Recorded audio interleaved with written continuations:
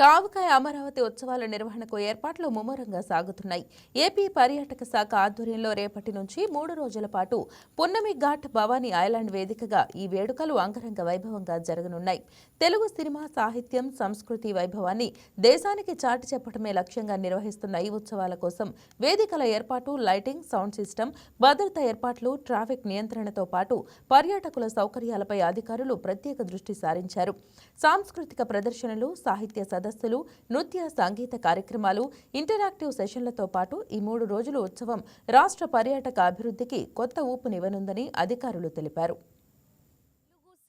సాహిత్య కళల వైభవాన్ని మరోసారి ఒక మెట్టు పైకెక్కించడానికి ఆంధ్రప్రదేశ్ ప్రభుత్వం ఆవకాయ అమరావతితో అయితే ముందుకు సాగబోతుంది. రేపు ఎల్లుండు అంటే 8, 9, 10వ తారీఖున ఆవకాయ అమరావతి ఉత్సవాలను అయితే జరపబోతుంది. దీనికి సంబంధించి పలు కార్యక్రమాలను కూడా చేపడుతున్నారు. తెలుగు సినిమా, సాహిత్య కళల వైభవాన్ని చాటి చెప్పే పలు కార్యక్రమాలు విజయవాడలో మరోసారి వేదిక కానుంది.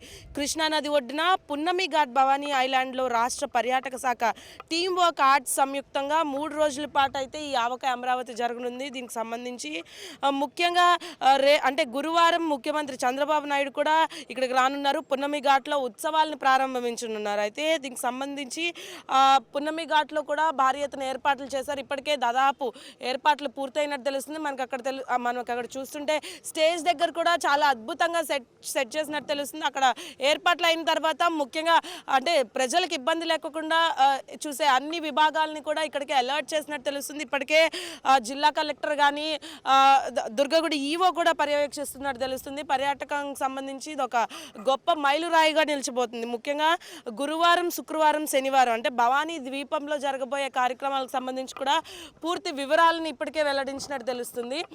ఇక్కడ వేసేదానికి అంటే ప్రజలకి ఫ్రీ ఆఫ్ కాస్ట్ అని చెప్పారు. అలాగే ఎగ్జిబిషన్కి సంబంధించి సినిమా రంగానికి ముఖ్యంగా అత్యధిక పెద్దపీట వేసినట్టు తెలుస్తుంది. 3 రోజుల పాటు వివిధ కార్యక్రమాలు చేయబోతున్నారు.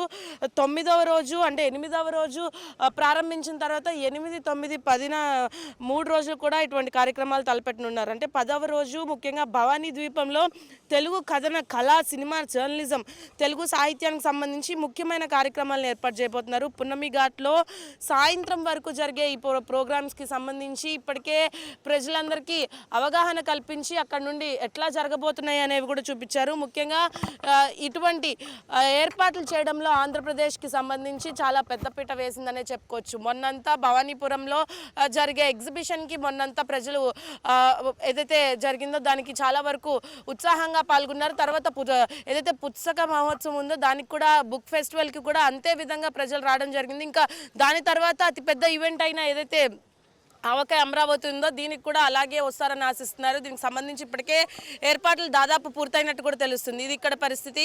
వీడియో జర్నలిస్ట్ వెంకట్తో Bindu, YK news, Vijayawada. Please subscribe to YK TV network. Please subscribe to YK TV. Please watch YK News. Don't forget to subscribe YK News channel.